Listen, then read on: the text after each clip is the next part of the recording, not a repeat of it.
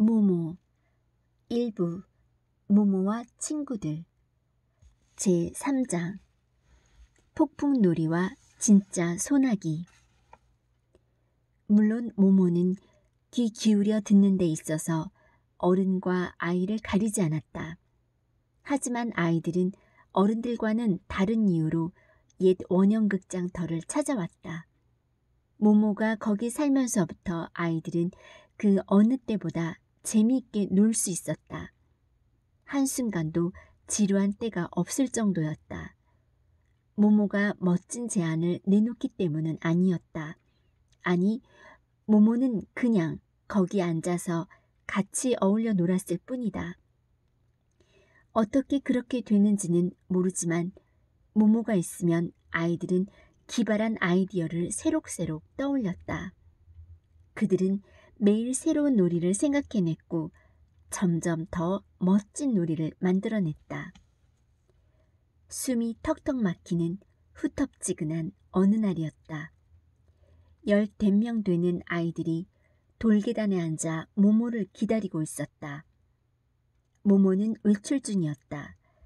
가끔 그러듯이 주변을 돌아다니고 있었던 것이다.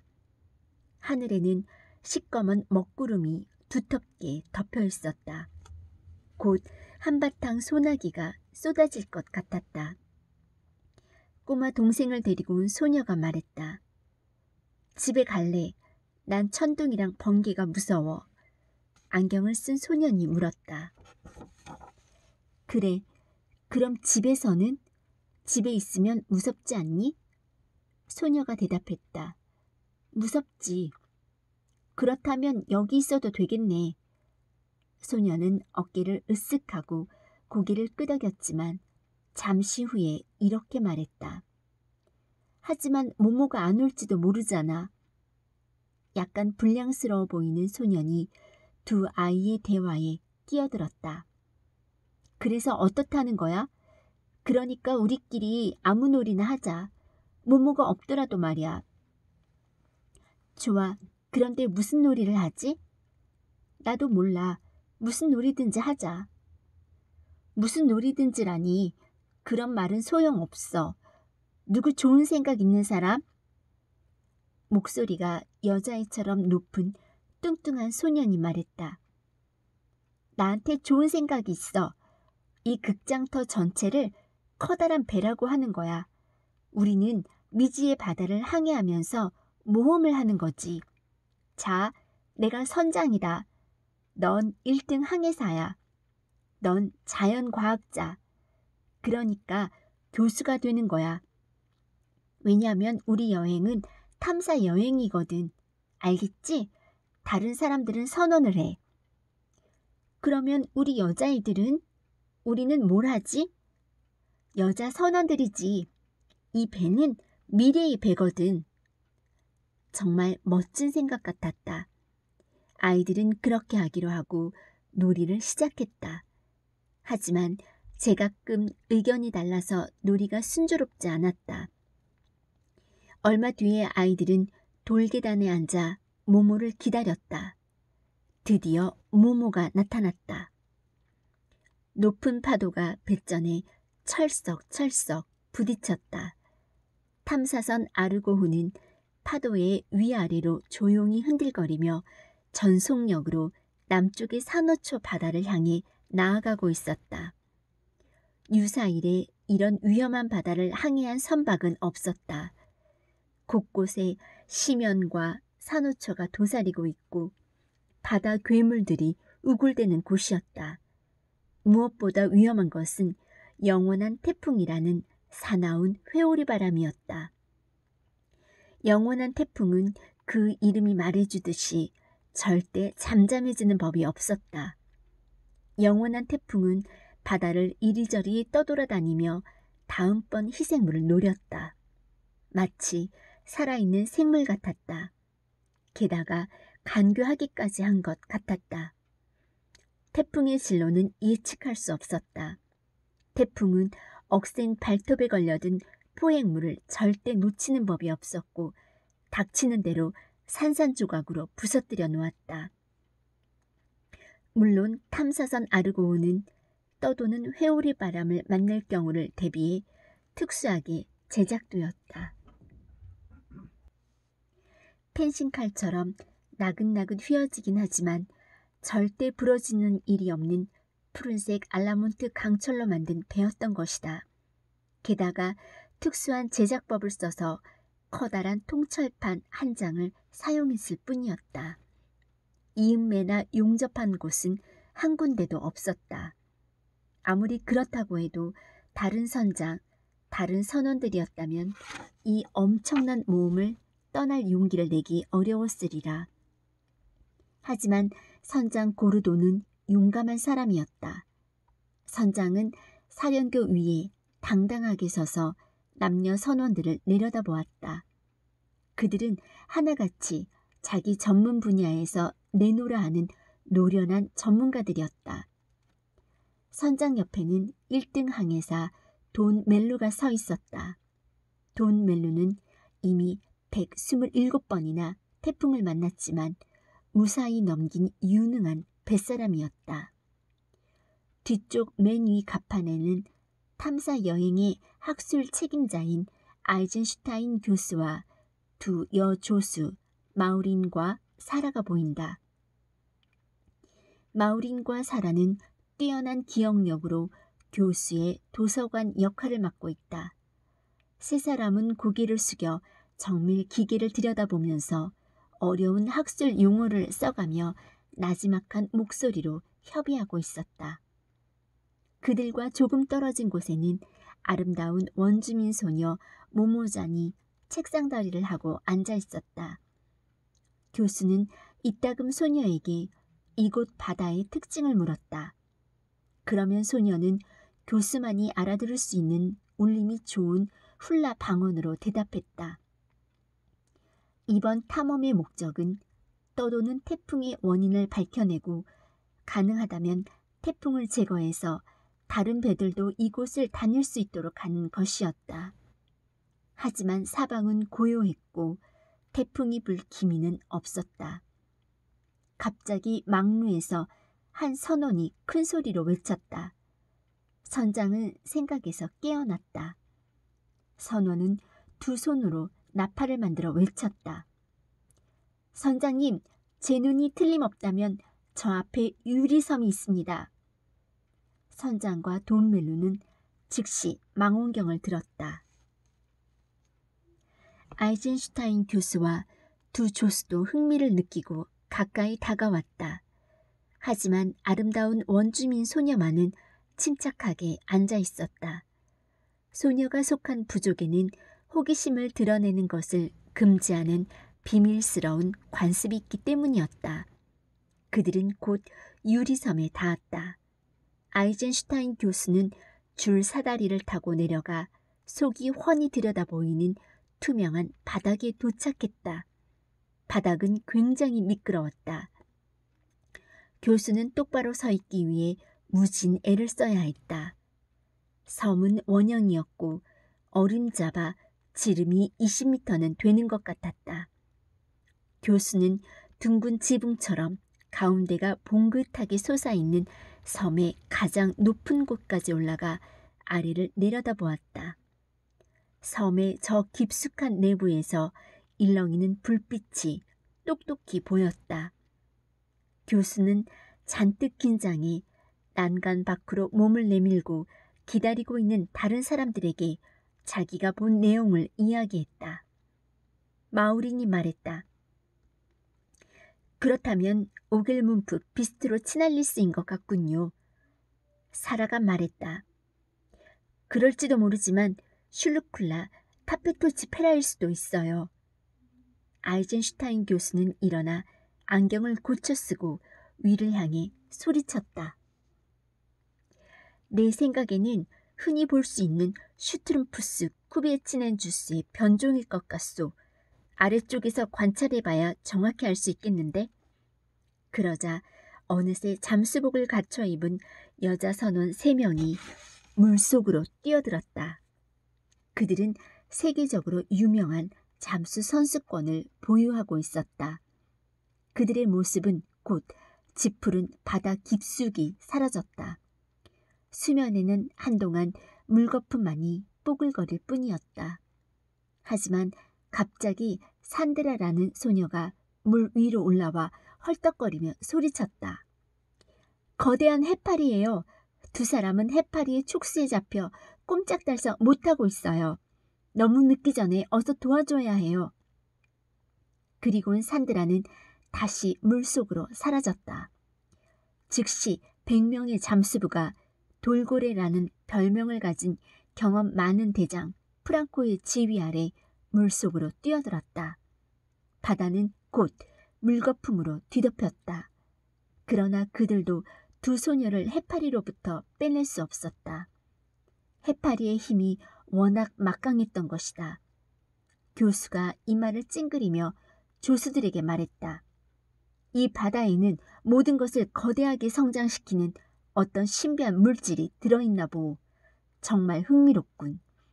그동안 선장 고르돈과 1등 항해사 돈 멜루는 의논해보고 결론을 내렸다.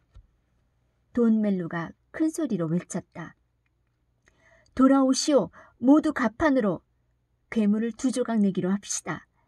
그러지 않고서는 두 사람을 구할 수 없겠소. 돌고래 대장과 수하의 잠수부들은 모두 갑판으로 기어올라왔다. 아르고호는 우선 뒤로 약간 물러났다가 전속력으로 거대한 해파리를 향해 돌진했다. 강철로 된 이 배의 앞부분은 면도날 만큼이나 날카로웠다. 해파리는 곧 두동강 나버렸다. 아무 소리도 나지 않았고 진동도 거의 느낄 수 없었다. 촉수에 잡혀있는 두 소녀가 다칠지도 모르는 위험한 시도였지만 1등 항해사 돈 멜루는 한치도 오차 없이 정확히 계산하고 정확하게 두 소녀 사이로 배를 몰았던 것이다. 두동강 난 해파리의 촉수는 곧 힘없이 축 늘어졌고 두 사람은 무사히 빠져나올 수 있었다. 사람들은 풀려난 두 소녀를 열렬하게 환영해 주었다. 아이젠슈타인 교수는 그들에게 다가가 말했다. 내 잘못이었소. 당신들을 내려보내지 말았어야 했는데 그런 위험한 곳에 보낸 걸 용서해 주시오. 한 소녀가 명랑하게 웃으며 대답했다. 미안해하실 것 없어요. 우리는 그런 일을 하려고 온걸요. 다른 소녀가 덧붙였다. 우린 직업이 원래 위험하잖아요. 하지만 더 오래 이야기를 할 시간이 없었다. 선장과 선원들은 두 소녀를 구출하느라 바다를 눈여겨보는 일을 까마득히 잊고 있었다. 그런데 그동안 떠도는 회오리 바람이 수평선에 나타나 맹렬한 속도로 아르고호를 향해 돌진해 오고 있었던 것이다. 집채만큼 거대한 파도가 몰려와 아르고호를 덮쳐서는 하늘 높이 올렸다가 좋기 50m는 되는 물속으로 매다 꽂았다. 아르고호의 선원들처럼 용감하고 노련한 선원들이 아니었다면 이 첫 번째 충격으로 벌써 절반은 갑판으로 휩쓸려 나가 떨어지고 절반은 기절해버렸을 것이다. 하지만 선장 고르도는 마치 아무 일도 없었다는 듯이 두 다리를 버티고 사령교에 서 있었다. 승무원들 역시 조금도 흔들림이 없었다. 다만 이런 거친 항해를 해본 적 없는 아름다운 원주민 소녀 모모잠마는 구명정에 올랐다. 순식간에 온 하늘이 시커먼 먹빛으로 변했다. 회오리바람은 으르렁거리며 배를 덮쳐 하늘 높이 던져 올렸다가 까마득히 깊은 곳으로 매다 꽂았다. 바람은 아르고호를 부수지 못해서 약이 바짝바짝 오르는 것 같았다. 선장은 침착한 목소리로 지시했고 1등 항해사는 선장의 말을 큰 소리로 복창했다. 모두 자기 자리를 지키고 있었다. 아이젠슈타인 교수와 두 조수도 정밀 기계를 내버리고 도망치는 약한 행동은 보이지 않았다. 그들은 태풍의 중심이 어디쯤인지 계산하고 있었다.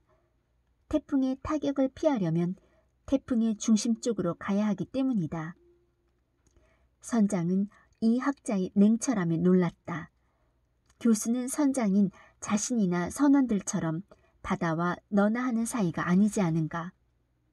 번쩍 번개가 일어나 아르고호를 강타했다. 강철 선박은 그 여파로 온통 전기가 흐르게 되었다. 어디를 잡든지 간에 불꽃이 탁탁 튀었다. 하지만 아르고호에 탄 사람들은 모두 몇 달 동안의 강도 높은 훈련을 통해 그런 일에 단련되어 있었다. 이 정도는 아무것도 아니었다. 다만 강철로 만든 밧줄이라든지 쇠막대같이 좀 얄팍한 부분이 백열 전구 속의 필라멘트처럼 빨갛게 달아오르자 승무원들도 임무를 수행하기가 약간 힘이 들었다. 성면 장갑을 끼워도 소용이 없었기 때문이다. 하지만 다행히 장대 같은 비가 쏟아부어 뜨거운 열기는 곧 사라졌다. 돈 멜루를 빼고 이렇게 세찬 비를 맞아본 사람은 아무도 없었다. 빗줄기가 어찌나 촘촘했던지 순식간에 숨쉬는 데 필요한 공기마저 몽땅 밀어내버렸다. 아르고호의 탑승원들은 잠수 마스크와 산소 호흡기를 착용해야 했다. 번쩍번쩍 우르릉 쾅쾅 포효하는 바람, 집채만한 파도와 하얀 물거품. 아르고호는 모든 계기를 최고 속력으로 놓고 강력한 태풍의 힘에 맞서 한치 한치 힘겹게 앞으로 나아갔다. 보일러실 안쪽 깊숙한 곳에서 일하는 기관사와 화부들은 정말 초인적인 역량을 발휘했다.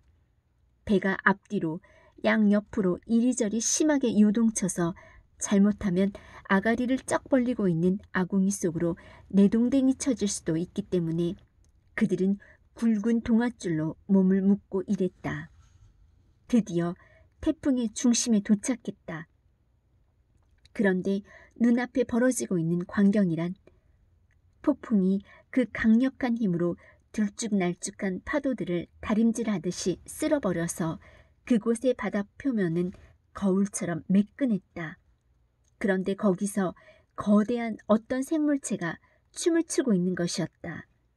위로 갈수록 더 뚱뚱한 그 생물체는 한 발로 서서 춤추고 있었다. 마치 산만한 거대한 팽이가 빙글빙글 돌고 있는 것 같았다. 게다가 어찌나 빨리 도는지 자세한 모습을 살펴볼 수도 없었다. 아이젠슈타인 교수는 세찬 빗줄기 때문에 자꾸 흘러내리는 안경을 고쳤으며 환호성을 질렀다. 슘, 슘, 구밀라스티쿰이다. 돈 멜루가 투덜거렸다. 조금 더 자세하게 설명해 주시겠어요? 우리는 단순한 뱃놈들이라서. 조수인 사라가 끼어들었다. 교수님이 연구에 전념하게 내버려 두세요. 두 번 다시 없는 좋은 기회예요. 팽이 모양의 저 생물체는 지구가 탄생한 최초의 시기에 출현한 것으로 추정되지요. 그러니까 10억 년보다 더 오래 옛날에 출현했다고 할 수 있어요. 지금은 먼지처럼 작은 변종만이 남아있을 뿐이에요. 간혹 토마토 소스나 더욱 드문 일이긴 하지만 초록색 잉크 속에서나 찾아볼 수 있지요. 이런 크기의 표본이라면 이 종류로 아직까지 남아있는 유일한 것일 거예요. 으르렁대는 바람소리에 맞서 선장이 큰 소리로 외쳤다. 하지만 우리는 영원한 태풍의 원인을 제거하기 위해 여기 온 겁니다. 그러니까 교수님, 저놈을 멈추게 할 수 있는 방법을 일러주세요. 교수가 말했다. 나도 모릅니다. 아직까지 저 생물체를 학문적으로 연구할 기회를 가진 사람은 아무도 없었으니까요. 선장은 말했다. 좋습니다. 그러면 우선 대포를 한 방 쏘겠습니다. 그리고 무슨 일이 벌어지는지 보기로 하지요. 교수는 한탄했다. 유감천만이군요. 하나밖에 남지 않은 슘슘 구미라스티쿰 표본을 쏘다니. 하지만 어느새 강력한 파괴력을 자랑하는 상상의 대포가 거대한 팽이 모양 생물체를 조준했다. 선장은 명령했다. 발사! 2개의 포신으로부터 무려 1미터나 되는 파르스름한 불꽃이 뿜어져 나왔다. 물론 소리는 전혀 나지 않았다. 잘 알려져 있듯이 상상의 대포는 단백질로 발사되기 때문이다. 번쩍번쩍 빛나는 대포알이 슘슘을 향해 날아갔다. 하지만 슘슘이 일으키는 거대한 소용돌이에 휘말려 방향이 빗나가고 말았다. 대포알은 점점 더 빠른 속도로 슘슘 주위를 몇 번 돌더니 결국 하늘 높이 튕겨 올라가 먹구름 속으로 사라져 버렸다. 선장 고르돈이 고함쳤다. 허탕이야. 아무래도 저놈에게 좀 더 가까이 가야 할 것 같소. 돈 멜로가 큰 소리로 대답했다. 더는 가까이 갈 수 없습니다. 모든 계기가 이미 전속력으로 맞춰져 있지만 폭풍에 뒤로 날려가지 않고 간신히 버티고 있는 형편인걸요? 선장이 물었다. 무슨 좋은 수가 없을까요, 교수님? 하지만 아이젠슈타인 교수는 어깨를 으쓱할 뿐이었다. 그의 조수들 역시 묘안을 가지고 있지 않았다. 결국 아무 성과도 거두지 못하고 이번 탐험을 중단해야 할 모양이었다. 그 순간 누군가가 교수의 옷소매를 잡아당겼다. 아름다운 원주민 소녀 모모잔이었다. 소녀는 우아한 몸짓을 하며 말했다. 말룸바, 말룸바, 오이지투 조노, 에르바이니 잠바, 인살트 룰루빈드라, 크라무나 호이 베니베니 자도가오. 교수는 깜짝 놀라며 물었다. 바발루? 디디마 파이노지 인투게 도이는 말룸바? 아름다운 원주민 소녀는 열심히 고개를 끄덕이며 대답했다. 도도움 아우프 슈라마트 바바다. 교수는 생각에 잠긴 듯 턱을 쓸어내리며 대답했다. 오이, 오이. 1등 항해사가 물었다. 뭐라고 하는 거예요? 교수는 설명했다. 자기 부족에게는 옛날부터 전해 내려오는 노래가 있답니다. 누군가 용기 있는 사람이 그 노래를 떠도는 태풍에게 불러주면 태풍을 잠재울 수 있다는군요. 돈 멜로가 투덜댔다. 웃기는 소리 말라고 하세요. 폭풍에게 자장가를 불러주다니. 조수 사라는 교수의 의견을 알고 싶어 했다. 교수님 생각은 어떠세요? 가능한 일일까요? 아이젠슈타인 교수는 주장했다. 편견을 가져서는 안 돼요. 원주민의 오랜 관습에 진리의 핵심이 담겨 있는 경우가 종종 있으니까. 슘슘 구밀라스티쿰에게 영향을 미칠 수 있는 어떤 음이 있을 수도 있어요. 우리는 슘슘의 습성에 대해서는 거의 모르니까요. 선장은 결정을 내렸다. 손에 날 것은 아무것도 없어요. 그러니까 한번 해봅시다. 소녀에게 노래를 하라고 하세요.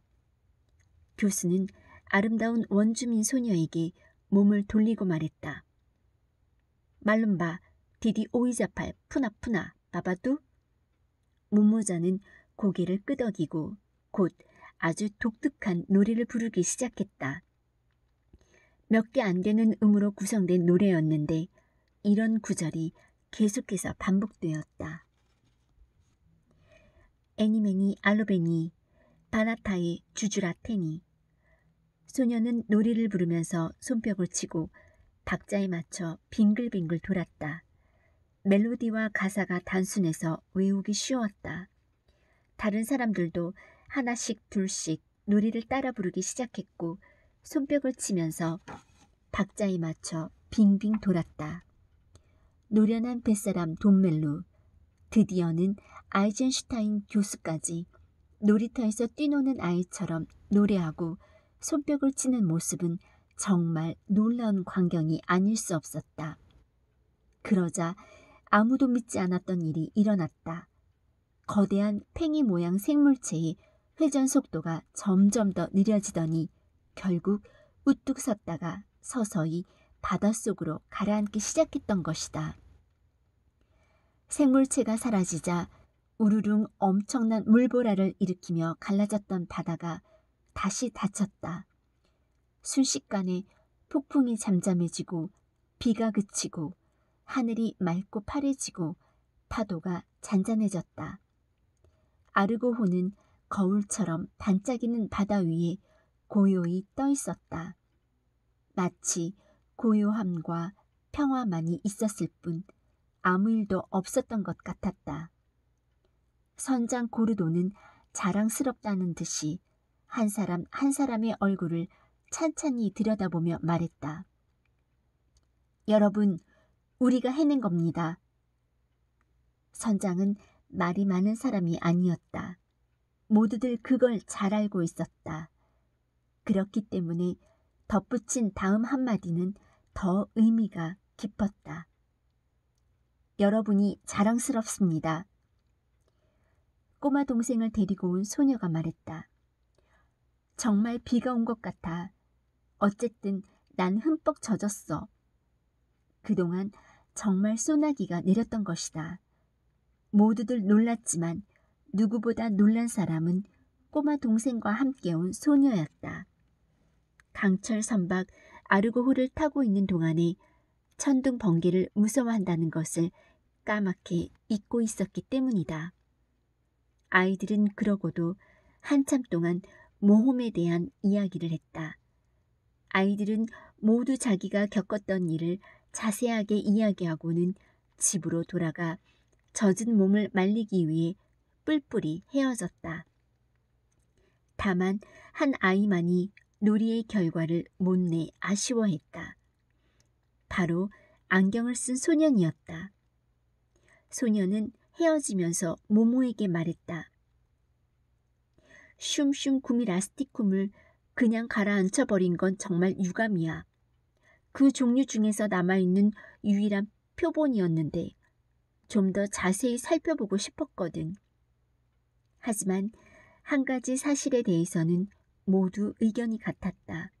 그것은 어느 곳에서도 모모네 집에서처럼 재미있게 놀 수 없다는 사실이었다.